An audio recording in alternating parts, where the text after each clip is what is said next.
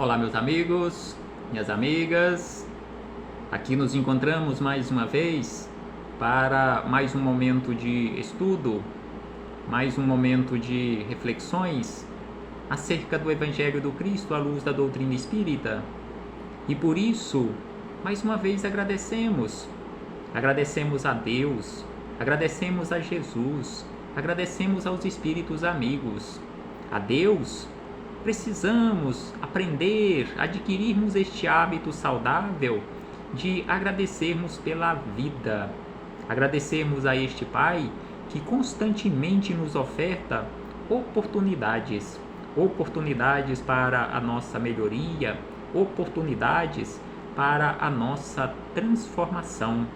Este Pai que é infinito amor jamais nos fecha portas, deixa constantemente infinitas portas abertas ao nosso arrependimento e também para que possamos trabalhar esta nossa transformação tão urgente e necessária.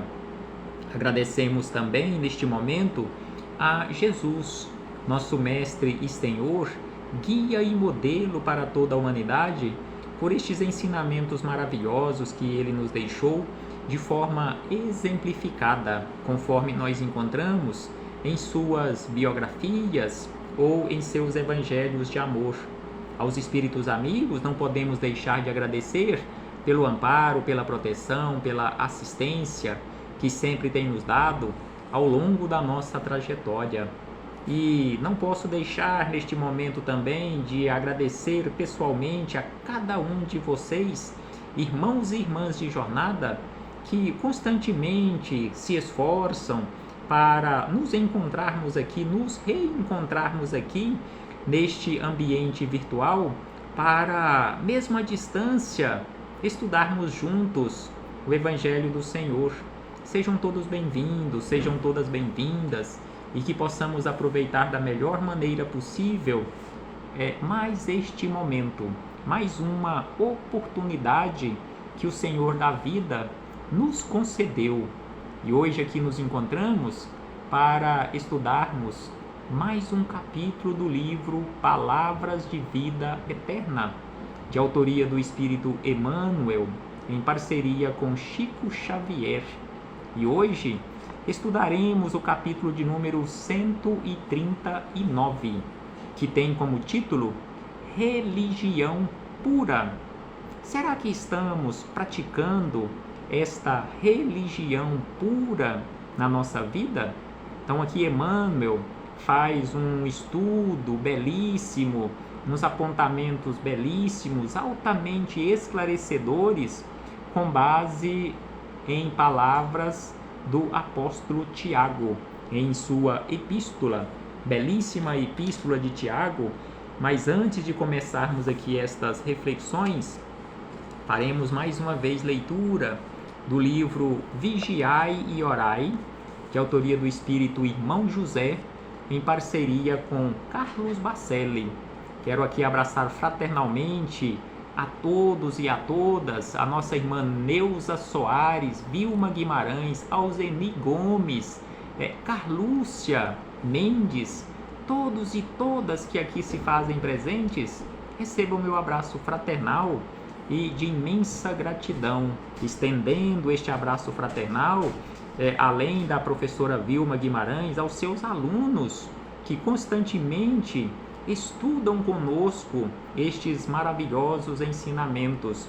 Então, do capítulo 63 do livro Vigiai e Orai, Irmão José nos fala da seguinte maneira: mobiliza o teu potencial. Então, Eurípides Beigido também está aqui presente. Receba o meu abraço fraternal, meu irmão. Então aqui, Irmão José nos fala sobre esta necessidade de mobilizarmos o nosso potencial. Então ele diz da seguinte maneira: mobiliza o teu potencial, não te anules voluntariamente. Então aqui, Irmão José nos chama a atenção que em muitos momentos, em muitas situações, nós voluntariamente se não estivermos vigilantes constantemente, nós nos anulamos, deixamos de cumprir os nossos deveres, deixamos de praticar aquilo que deveríamos praticar, em especial na seara do bem. Então é por isso que ele nos fala: não te anules voluntariamente. Herdeiros de Deus, podemos, em ponto menor, o que ele pode infinitamente. Então todos nós, na condição de herdeiros de Deus, todos nós podemos, em um ponto menor, em um grau menor, realizarmos tudo o que Deus realiza em ponto máximo ou em grau máximo. Então, sem sombra de dúvida que podemos, desde que nós não nos anulemos, desde que não anulemos o nosso potencial, que via de regra nós desconhecemos qual é o nosso potencial. Então aqui ele acrescenta: faze um trabalho contigo mesmo de restauração da personalidade. Então precisamos realizar um trabalho de restauração de personalidade, ou da nossa personalidade. É um trabalho que precisa ser realizado no nosso interior, de nós para conosco mesmo. Então é por isso que ele nos chama a atenção que é preciso que realizemos este trabalho conosco mesmo de restauração da nossa personalidade. Recomeça, nos conclama irmão José, recomeça a subida da escada. Então é preciso que recomecemos a subida da nossa escada evolutiva e sigamos adiante, degrau por degrau. E ainda ele diz: não te distancies do contato com aqueles que te estendem as mãos. Então aqui ele nos chama a atenção também que não podemos nos distanciar daqueles nossos irmãos em maiores necessidades do que nós, aqueles que nos estendem as mãos. E ainda ele diz: na caridade, aprendemos a nos valorizar. Sem sombra de dúvida que na prática da caridade, nós aprendemos a nos conhecer, nós aprendemos a nos valorizar. Aprender a nos conhecer, em especial, conhecer e reconhecer os nossos pontos fracos, os nossos pontos de equívocos, aqueles chamados defeitos ou aqueles chamados vícios que precisamos urgentemente corrigi-los em nós, não corrigirmos nos outros. Nós gostamos constantemente de apontar os defeitos que achamos que é dos outros, mas quando nós realizamos esta tarefa de apontar os defeitos, em verdade nós estamos apontando os nossos próprios defeitos. E ainda ele diz: quem levanta o caído, levanta-se com ele. Então quem estende a mão para levantar um caído, ele está levantando com aquele que estava caído, porque via de regra nós também, moralmente, nós estamos caídos. Ora, pedindo forças e coragem. Então ele fala para nós orarmos pedindo força e coragem, mas não esperes que as bênçãos divinas venham ao teu encontro sem que as procure. Então aqui ele nos fala que é preciso orar. Sim, é preciso orar, pedindo forças e coragem. Mas não podemos orar e ficarmos de braços cruzados.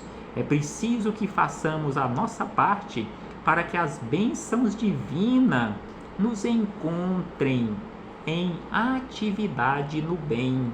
E aí irmão José encerra dizendo: coloca-te, pois, a caminho para encontrá-las. Então é preciso nos colocarmos no caminho do bem para que as bênçãos divinas nos encontrem. Movimenta-te em teus recursos, não permitindo que o manancial da fé se transforme em água estagnada. Então aqui ele diz que a fé é como se fosse um manancial de água. não pode ficar estagnada, porque senão ela apodrece. A água precisa estar em movimento, da mesma forma que a nossa fé precisa estar em movimento. Então aqui, irmão José encerra estes esclarecimentos acerca desta mobilização do nosso potencial que nós desconhecemos, e iniciamos as explanações ou explicações do Espírito Emmanuel neste capítulo 139 do livro Palavras de Vida Eterna, Religião Pura, em que Emmanuel, como já havíamos dito, busca como referência palavras de Tiago, o apóstolo Tiago, em sua epístola, no capítulo 1, versículo 27, quando Tiago nos escreveu da seguinte maneira, que a religião pura e imaculada, ou seja, aquela religião pura e sem nenhuma mancha para com Deus, o Pai, o Pai é esta. Então ele diz que a religião pura e imaculada perante Deus é esta: visitar os órfãos e as viúvas nas suas tribulações e guardar-se da corrupção do mundo. Então aqui Tiago nos chama a atenção, citando como referência os órfãos e as viúvas, ou seja, praticarmos o bem e nos guardarmos da corrupção do mundo, ou seja, dos problemas aqui do mundo, dos chamados do mundo. Então, esta é a religião pura, segundo o apóstolo Tiago. E Emmanuel nos esclarece da seguinte maneira, que religião, que é este ato de religar com o Pai, o religare com Deus, ou com a espiritualidade superior, ou com o bem, ou com as energias positivas. Então, religião diante das criaturas humanas pode envolver atitudes diversas. Então aqui Emmanuel ele fala de diversas atitudes que para nós significa religião. Então, religião diante das criaturas humanas pode envolver atitudes diversas. E aí ele, dentre essas atitudes diversas, ele cita algumas que para nós é religião, ou que é a nossa religião. E a primeira que ele cita, polemizar em torno dos atributos de Deus. Então, muitas religiões aqui na Terra criam polêmicas acerca e em torno dos atributos de Deus, da mesma forma que muitas religiões somam interpretações individuais às revelações sublimes. E ainda dentre estes envolvimentos ou essas atividades das religiões aqui na Terra, ele nos diz que muitas religiões centralizam a mente na explicação. Então, muitas religiões ou muitas pessoas que se dizem religiosas, elas querem apenas saber de explicar, fazer explanação acerca do Evangelho, mas não se preocupam em relação à prática do bem. E ainda ele diz, consome a existência em criar casos, ou seja, em casuísmos. E ainda ele diz que muitas religiões reexaminam princípios veneráveis em horas certas, atender a ritualismos. Então ele diz que muitas religiões têm como foco simplesmente atender ritualismos exteriores. Da mesma forma, enriquecer a simbologia. Muitas religiões na face da Terra estão preocupadas simplesmente em enriquecer a simbologia ou as simbologias daquela ou daquelas religiões. Da mesma forma, adotar posturas convencionais. Muitas religiões estão preocupadas na figura daqueles que as conduzem, porque a religião, a instituição, igreja, não tem culpa Na verdade, os equivocados ou que se equivocam somos nós que conduzimos as religiões. Então aqui ele diz adotar posturas convencionais, da mesma forma, cultivar penitências vazias. Muitas religiões ou muitas pessoas dentro das religiões ou usando o nome das religiões estão preocupadas em cultivar penitências vazias, ou seja, penitências que não levam a nada. Levantar monumentos de pedras. Então, muitos de nós ligados às religiões aqui na face da terra, denominações religiosas, estamos preocupados em levantar monumentos de pedra, mas não levantamos, não erguemos, não construímos, não nos preocupamos em construir a verdadeira igreja do Cristo no nosso coração, através da nossa transformação. Então aqui Emmanuel cita estas referências sobre estas religiões, que religião diante das criaturas humanas pode envolver atitudes diversas. Então ele cita essas diversas atitudes: polemizar, somar, centralizar, consumir, reexaminar, atender a ritualismo, enriquecer a simbologia, adotar posturas convencionais, da mesma forma cultivar penitências vazias e levantar monumentos de pedras. São atitudes diversas das criaturas ligadas às religiões na face da terra. E aí Emmanuel acrescenta: diante de tudo isto, ninguém nega que estas manifestações deixem de ser atestados de religião e de religiosidade entre nós outros, as criaturas encarnadas e desencarnadas na terra. E ninguém recusa o valor relativo que apresentem para determinadas pessoas em certos estágios da evolução. Então aqui ele chama a atenção que estas atitudes diversas, eles desencarnados e muitos encarnados que entendem do assunto, não negam que essas manifestações deixem de ser atestados de religião e de religiosidade. E ninguém recusa o valor relativo que apresentem para determinadas pessoas em certos estágios da evolução. Entretanto, diz Emmanuel, o Evangelho nos ensina.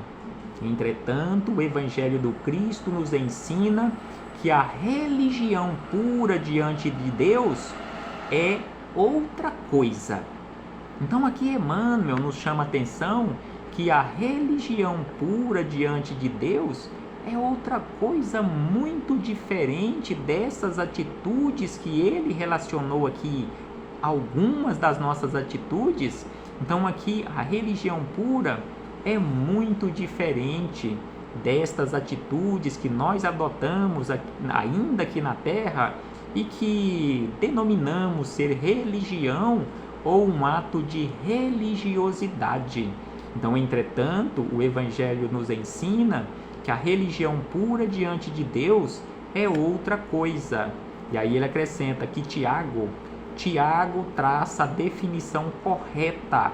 Então aqui Emmanuel lembra que Tiago traça a definição correta de religião pura, afirmando que a religião pura e imaculada para com Deus, o Pai, é esta: visitar os órfãos e as viúvas nas suas tribulações e guardar-se da corrupção do mundo.